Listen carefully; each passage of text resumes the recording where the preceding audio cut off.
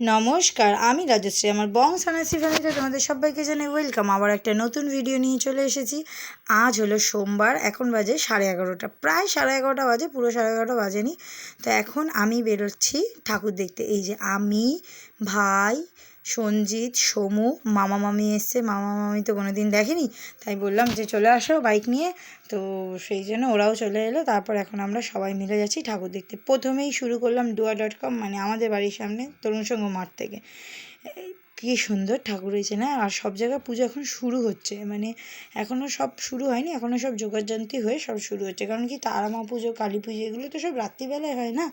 আমিও কালী পুজো উপোস করে থাকি, তো তারা মা পুজো বেসিক্যালি আমার উপোস করাটা হয় না।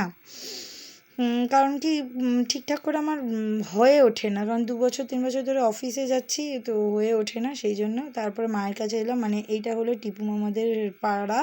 পাড়া ঠিক বলবো না, টিপু মামা ছোটোবেলায় এখানেই পুজো টুজো দেয়, তো আমরা সেই জন্য এখানেই দেখা করতে এলাম। কারণ কি, মা এখানেই পুজো দিয়েছে আর অঞ্জলি দিয়েছে, সেই জন্য।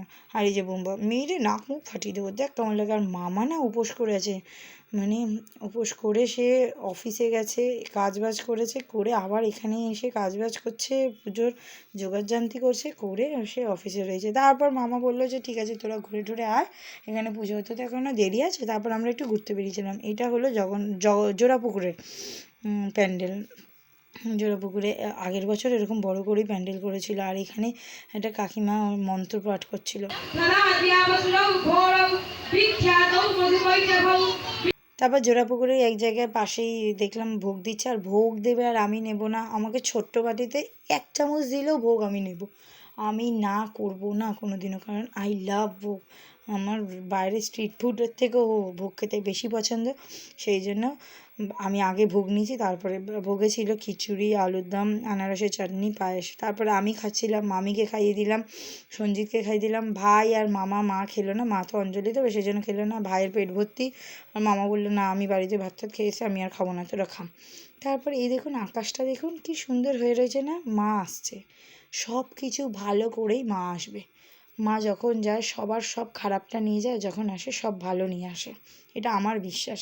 সেই জন্যই আমি প্রত্যেক বছর বিশ্বাস করি মা যখনই আসবে তখন ভালো কিছু হবেই। আর এবার আমরা গেলাম কোথায় জানেন?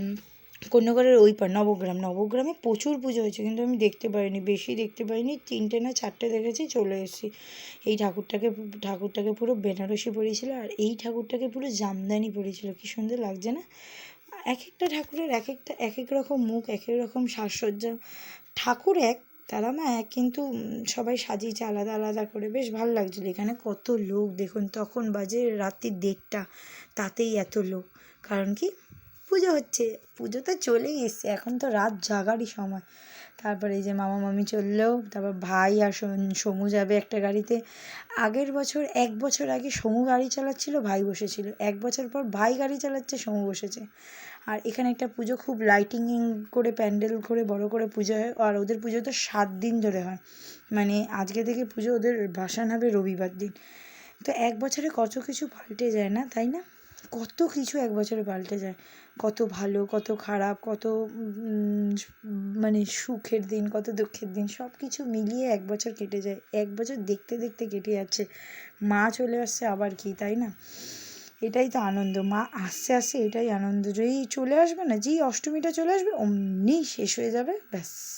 তারপরে এই দেখো কি সুন্দর বাবু গোপালগুলো, কি কিউট না বাবু গোপালগুলো! মনে হচ্ছিলো তুলে নিয়ে বাড়িতে দৌড়ে পালিয়ে আসি, কিন্তু অলোকের গোপাল তো, তুলে নিয়ে এলে আমাকে পিটাবে একদম, মেরে হাড়গোড় ভেঙে রেখে দেবে। এখানে মোমবাতিটা কত বড় না, প্রচুর বড় মোমবাতি দিয়েছে, এখনও জ্বালাইনি। আমি বললাম যে মোমবাতিটা ওরা বেঁধে রেখেছিল।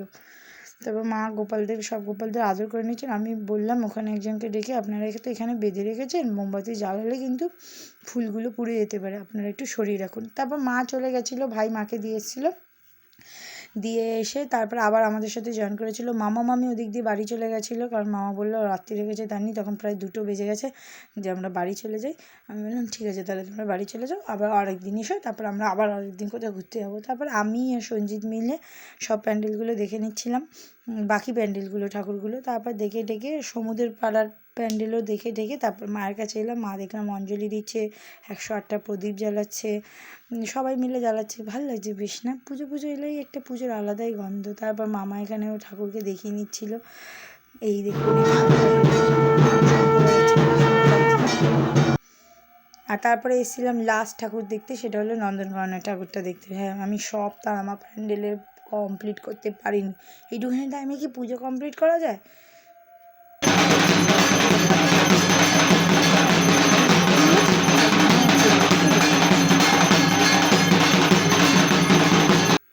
তারপর এক জায়গা থেকে আমাদেরকে সন্দেশ দিল ডেকে, তারপর আমরা সেখানে সন্দেশ খেয়ে আবার টিপু মামাদের ওখানে এলাম। ওখানেও দেখলাম ঢাকবার যে আরতি হচ্ছে।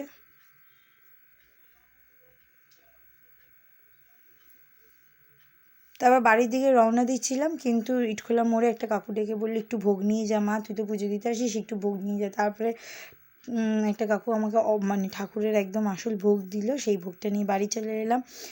অল্প একটু ভোগ নিয়ে বাড়ি চলে এলাম। সবাই ভিডিওটা ভালো লাগলে শেয়ার করে দেবেন।